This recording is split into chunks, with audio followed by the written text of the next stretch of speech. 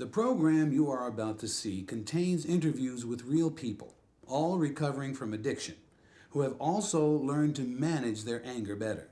These are not actors.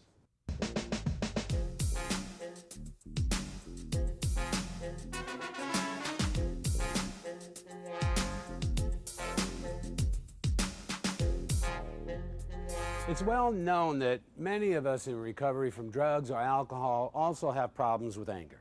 So when we get angry, it can be a trigger to use again. That's why it's so important that we deal with it now. I'm Jesse, and I'm in recovery too. Anger is, of course, a normal emotion. It's not wrong to feel anger. In fact, anger is human nature's way of telling us that something's wrong here, so we can pay attention and try to change things.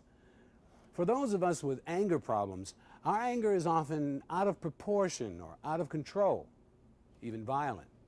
When I get angry, I will punch walls. I will swing at anything that's in front of me. I will slap my wife. I've slapped my mother.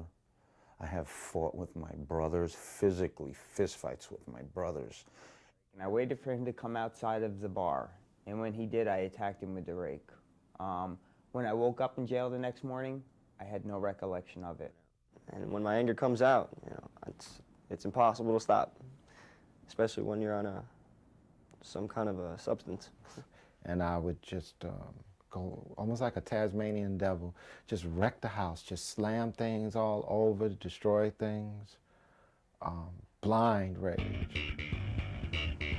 I was on my way home and this lady pulls out of a gas station. So she pulls out in front of me and then she makes a right-hand turn.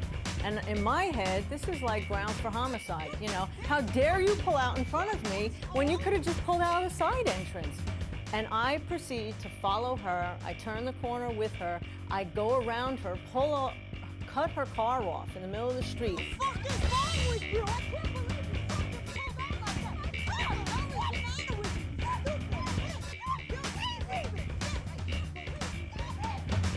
And I'm punching her and punching her and punching her until like blood starts coming out and I'm ramming her head into the side of the car. And I just got like this high was like coming out of me. And all of a sudden I just drop her. I just like dropped her. And I was like, what happened to me? You know, like just like it was one of those blackouts. Carol experienced an anger blackout, or what Tony calls blind rage. It's when rage becomes so intense that we feel like we're in another state of being. I feel like I turn into like the Hulk or something. You would swear I was 7 feet and 400 pounds. I just get an enormous, there's so much anger that I turn into this monster. I have no sense of anything around me, feeling whether I'm being hurt or I'm hurting somebody else. I have no conscience. I have no values at that point. Nothing. I have absolutely nothing, just a raw, animalistic rage.